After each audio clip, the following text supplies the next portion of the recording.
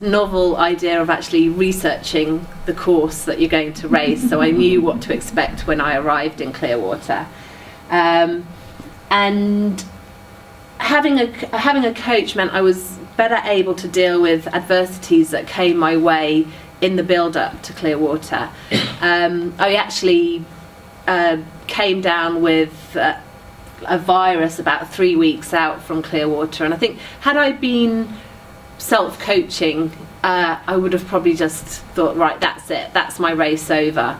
But just having someone on the phone to call up, he was like, don't be ridiculous, you've got 5 months training under your belt, the next 3 weeks are all about tapering and resting, you've done the hard work, you can still have a good race.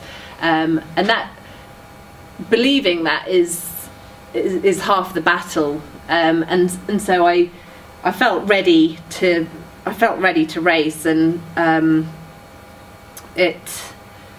it worked out, and I had a good race. My parents actually came to watch me on that, and it was the first time they'd seen me do a triathlon, and I can remember running past on the last loop, and my dad was saying, yes, you're winning your age group, and I was like, that's great. 1 mile to go, I passed the girl who was winning the age group, so I'm pretty glad I didn't take my foot off the pedal.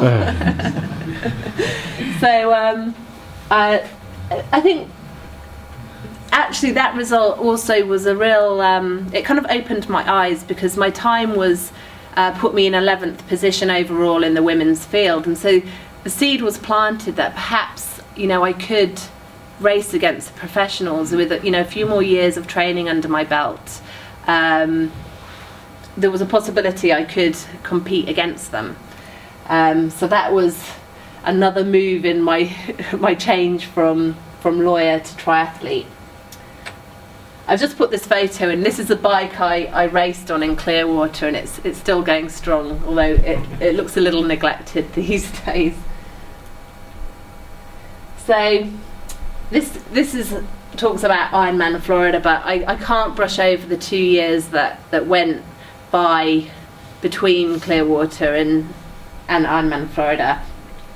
I met Steve in Italy at one of his camps in May 2008, but most of 2007 was just incredibly frustrating. I had all these ideas of where I could go in the sport, and I just spent most of the year injured.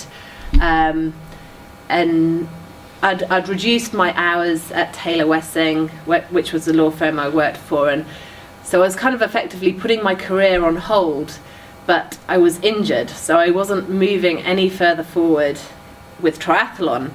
So my confidence, would get pretty low, and then I'd have a good few weeks of training. I remember when I was in Italy, I put together, that was a month of really good training, and I was starting to believe that maybe I had a good race in me.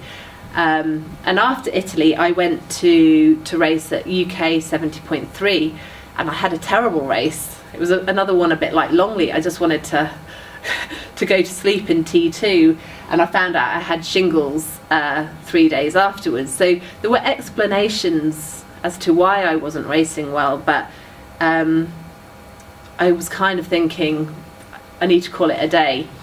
But rather than go back to working full time, I came back from work one day, and I told my boyfriend at the time, I've just resigned.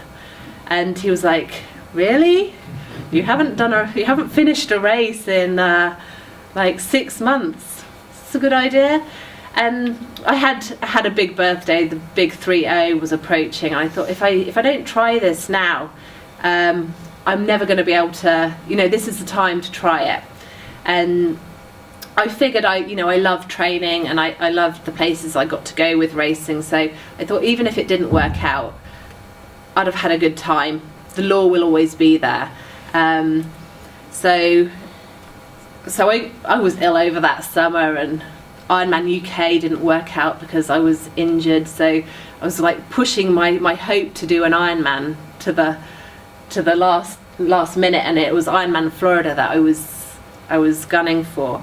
And to be honest, having had such a frustrating 18 months, I got there and I was like, this is the final hurrah, you know, I'm going to have to go back to work after this. I had arranged work to start 2 days after I got back from Florida. And really this race for me, I went in and it was about kind of remembering why I love the sport, because I'd had so many like kind of dark moments, because I think anyone who's in sport, you know, injury and illness is part of it, and it's much tougher to deal with that than anything else, from my experience. So I just wanted to go out there and have fun, and my family were there watching, and I just wanted to be an Ironman. That was my sole objective for 2008, and it sounds cheesy, but I just wanted to hear Mike Riley call my name as I went over the finish line.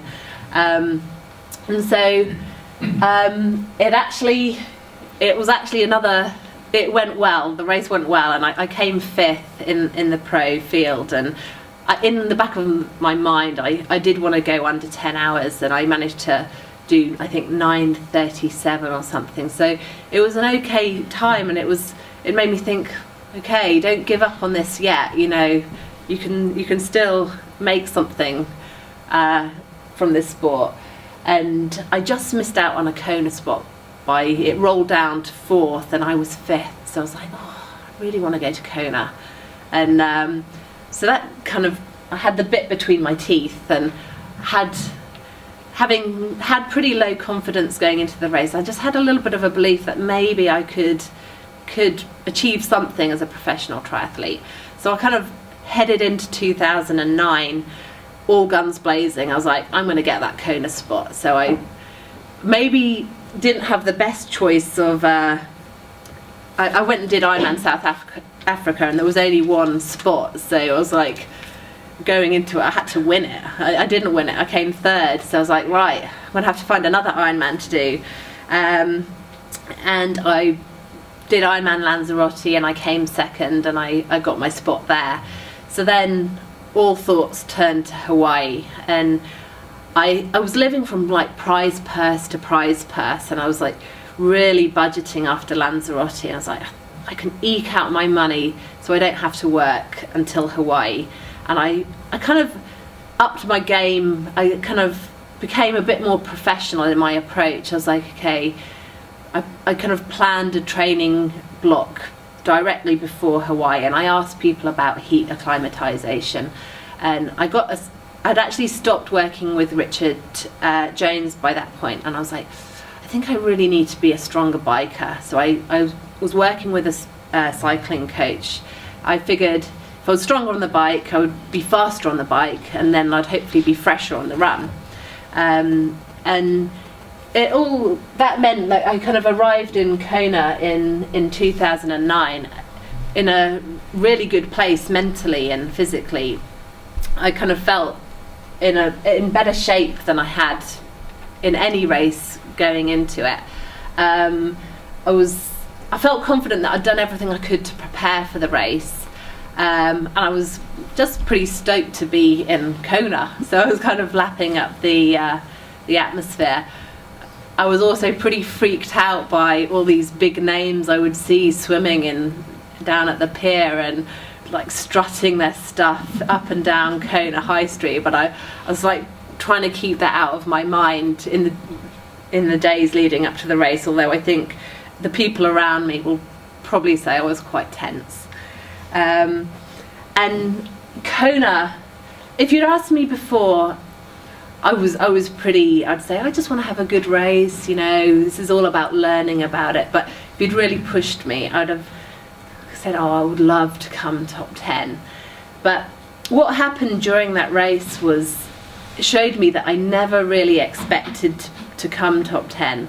I can remember being on the bike, and I was coming into T2, and they were saying, and Rachel Joyce is in 4th position, and I was like, I just got goosebumps, and I thought, I can't believe I'm in 4th position in Hawaii. This is incredible. And then I was like, calm down, you've got a marathon to run. It ain't over yet. But even just running down the finishing chute I was in 7th place, and I was then later bumped up to 6th place. I just almost felt like I was in a dream. I couldn't quite believe 1 year on from Florida, where I was thinking about giving up, and going back to law, I was now in the top 10. So this was my overwhelming feeling, just complete disbelief that I had come sixth. For the next week, I barely slept, because did that really happen? Have I raced Hawaii? I was also pretty happy. And it's funny, because after Hawaii 2009, I thought, okay, I do need to get a triathlon coach if I want to continue to progress. And I kind of talked to various people, and in the end I started working with Matt Dixon, who's my coach at the moment. And I can remember talking to him on the phone, and he was like, you can really achieve something in Kona. And I would be like, yeah, he's just trying to get another person on his roll. I didn't really believe that I belonged in the top 10. I kind of thought it had been a bit of a fluke, and that other people had had a bad race, and I really wasn't sure I could repeat it. But I kind of went into 2010 with, I was excited. I really wanted to prove to myself, as much as to anyone else, that hadn't been a fluke, and back up that result. I joined Abu Dhabi Tri Team, which meant that, again, I kind of notched up. I felt like more of a professional, because I had a whole range of sponsors, and I was getting paid. So I was training and racing full time. But what followed was a bit of a nightmare year. My debut race for the team, I wanted to impress them. I'm running through T1. I didn't even get to T2, and my back wheel skidded out. The next thing, my chain ring has cut through my foot, and I've severed 3 tendons in my foot. So it wasn't exactly the debut I was looking for with Abu Dhabi. And I spent the next 6 weeks in a cast, and I always, it was quite a difficult time, but I was also, I just kind of threw myself into rehab.